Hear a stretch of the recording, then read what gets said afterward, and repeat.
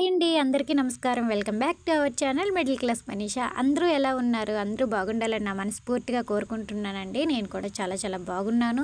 ఈరోజైతే మనం చింతపండు గుజ్జుని ఎలా ప్రిపేర్ చేసుకోవాలో చేద్దాము. ముందుగా అయితే చింతపండుని తీసుకొని ఇందులో ఉన్న తొక్క తొలి ఏమీ లేకుండా ఇక్కడ చూపిస్తున్న విధానంగా మొత్తం క్లీన్ చేసేసి ఒక 2-3 సార్లు వాటర్ వేసేసుకొని కడిగి పెట్టుకొని చింతపండు మునిగేంత వరకు అయితే వాటర్ వేసుకొని పొయ్యి మీద పెట్టుకొని బాయిల్ చేసుకోవాలి. ఇది బాగా మగ్గిన తర్వాత చల్లారాక మనమైతే దీన్ని స్క్వీజ్ చేసుకోవాలి.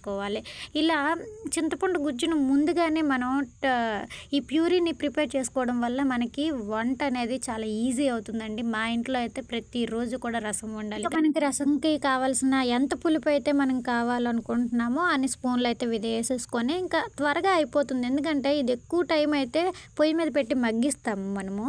దానివలన మనం చారు పెట్టుకునేటప్పుడు ఎక్కువసేపు దీన్ని మరిగించాల్సిన అవసరం ఉండదు. మ్యాక్సిమము మనకి ఖాళీ ఉన్నప్పుడు దీనికోసం అయితే ఒక 1.5 అవర్ 2 అవర్స్ అయితే ఖచ్చితంగా కేటాయించాలండి.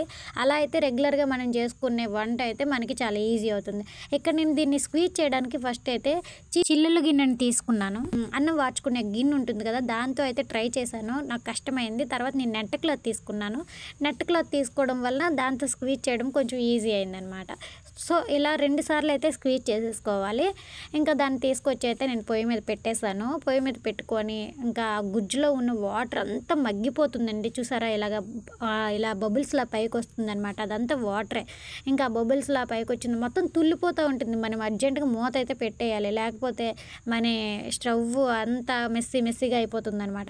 ఇంకా ఈ మొత్తం స్క్వీజ్ చేసుకున్న తర్వాత మిగిలిన చింతపండు ఉంటుంది కదా, దాని నుంచి కూడా ఇలా రసం తీసేసుకొని మనం అప్పుడైతే పప్పుచారు, సాంబారు, రసము ఏదైనా పెట్టుకోవచ్చు.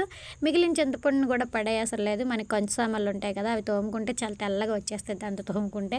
ఇక్కడ చూస్తున్నారా ఎలా మగ్గించుకోవాలి. దీన్ని అయితే ఖచ్చితంగా ఒక 45 మినిట్స్ అయితే పొయ్యి మీద పెట్టాల్సిందే. అందులో ఉన్న వాటర్ అంతా మగ్గిపోతుంది. ఇంకా హాఫ్ బాయిల్ అయ్యాక నేను ఇక్కడ కొంచెం సాల్టును పసుపు కూడా తీసుకుంటున్నాను. ఎందుకంటే ఇది ఎక్కువ రోజులు నిల్వ ఉండడానికి మనకి సహాయపడుతుంది అనమాట. పసుపు ఉప్పు వేయడం వల్ల కొంచెం ఎక్కువ రోజులు నిల్వ ఉంటుంది. కలిపేసిన వెంటనే మూత అయితే పెట్టుకోవాలి. ఆ బబుల్స్ వలన మొత్తం తుల్లిపోతుంది అనమాట.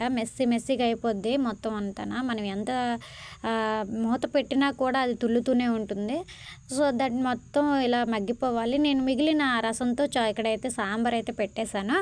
ఇంకా చివరిగా అయితే ఆయిల్ వేసుకోవాలండి. చూసారా ఎంత దగ్గర పడిపోయిందో. మనం ఎంత చేసామో అంత దగ్గర. అందులో ఉన్న ఆయిల్ వాటర్ అంతా పోగా మగ్గిపోతే ఎంత కొంచెం అయిపోద్ది అనమాట. ఇదంతా చల్లారాక ఒక కంటైనర్ తీసుకొని, ఒక ఎయిర్ టైట్ కంటైనర్ తీసుకొని అందులో స్టోర్ చేసేసుకోవడం. ఇది ఫ్రిడ్జ్లో పెట్టుకుంటే 1 ఇయర్ ఉంటుంది. బయట పెట్టుకుంటే ఒక 6 మంత్స్ అయితే కన్ఫామ్గా ఉంటుంది. వీడియో నచ్చింది అనుకుంటున్నాను. నచ్చితే లైక్ చేయండి. అలాగే మన ఛానల్ సబ్స్క్రైబ్ చేసుకోండి. Thanks for watching.